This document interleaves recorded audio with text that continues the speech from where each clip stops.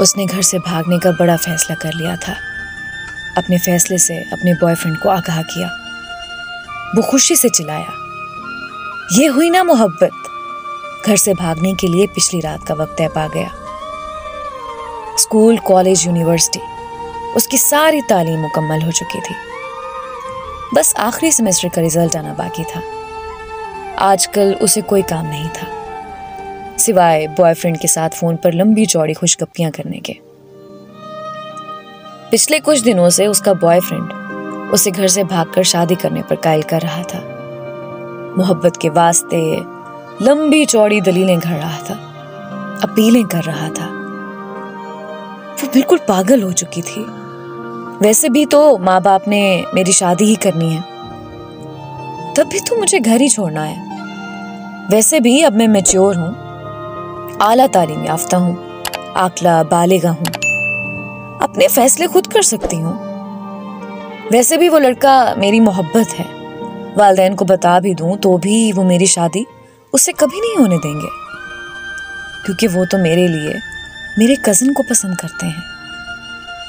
घर से भागने के लिए पिछली रात का वक्त तय पा गया। वो चोरी छुपे अपने चंद जरूरी कपड़े और छोटी मोटी चीजें बैग में पैक करके मुकर्रर वक्त का बेचैनी से इंतजार करने लगी। उस दौरान बॉयफ्रेंड की कॉल आ गई। कहने लगा, माँ ने कोई जेवर शेवर भी बनाया होगा, वो भी हाथ में कर लो, मुश्किल वक्त में काम आएगा। अच्छा, कुछ करती हूँ। उसे पता था कि माँ ने उसके लिए सोने के जेवरात बना रखे हैं। वो माँ के कमरे से जेवरात निकालने की तरकीब सोचने लगी। वक्त बहुत कम था। वो जैसे ही माँ के कमरे की तरफ बढ़ी, माँ कमरे का दरवाजा खोलकर बाहर आ गई। एक लम्हे के लिए वो माँ को सामने देखकर सकते में चली गई। मेरी शहजादी, इतनी रात गए? तुम जागती फिरती हो और ये तैयार होकर कहाँ जा रही हो? वो ही तो बताने आ रही थी, रात लेट फोन आया था, यूनिवर्सिटी वालों ने इमरजेंसी कुछ काम से बुलाया है। मेरी कुछ दोस्त भी जा रही हैं। आप सो रही थी, डिस्टर्ब ना हो इसलिए आपको उस वक्त नहीं बताया। उसने खुद को संभालते हुए झूठ कर दिया था। अच्छा, तुम मेरे कमरे में ही बैठो, मैं तुम्हारे लिए कुछ बना कर लाती हूँ। माँ किचन में चली गई। वो माँ के कमरे में दाखिल हुई। बहुत अच्छा मौका मिल गया है, उसने ये सोचते हुए जल्दी से पेटी का दरवाजा खोला तो सबसे पहले उसकी नजर अपने लिए बने लाल रंग के बहुत प्यारे लहंगे पर पड़ी, जो उसकी माँ ने खास तौर पर शादी वाले दिन के लिए उसकी पसंद से बनवाया था। माँ अक्सर कहती रहती थी, जब मेरी बेटी इसे पहनकर दुल्हन बनेगी, शहजादी लगेगी। बेहतरीन बिस्तर, डिनर सेट, टी सेट और ना जाने क्या क्या सामने आ रहा था।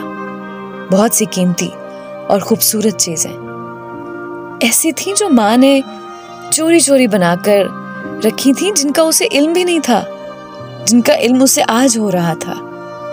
चीजें उलट पलट करते करते आखिर जेवरात उसने ढूंढ निकाले, लेकिन उसका दिलो दिमाग चकरा कर रह गया था।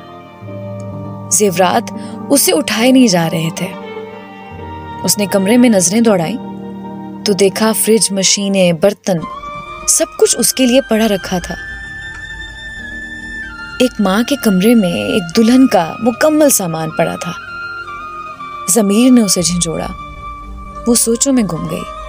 माँ की कोख से जन्म लेने से लेकर अब तक माँ बाप ने मेरे लिए क्या नहीं किया। खाना पीना, पहनावा, पढ़ाई लिखाई, छोटी बड़ी सब ख्वाहिशात, अपना खून पसीना एक करके सब अधूरा पूरा किया। मेरे अगले घर का सामान तक बना दिया और मैं बेफैज बेवफा क्या करने जा रही हूँ? मार कर अपने माँ बाप को खुद ही मरने जा रही हूँ। मोहब्बत का समंदर घर में है और मैं मोहब्बत का दरिया सर करने जा रही हूँ। उसकी आंखें भीग गई थीं। उसे अपनी आला तालीम, अपनी हिमाकतों पर खूब रोना आ रहा था। उस दौरान उसकी माँ आ गई। ये लो मेरी शहजादी, अपना पसंदीदा पराठा खाओ, इतना सफ़र है यूनिवर्सिटी का, मेरी शहजादी को भूख लग जाती है। वैसे भी आखिरी दफ़ा यूनिवर्सिटी जा रही हो, स्कूल से लेकर कॉलेज यूनिवर्सिटी तक तेरी माँ ने आज तक तुझे बगैर नाश्ते के नहीं भेजा।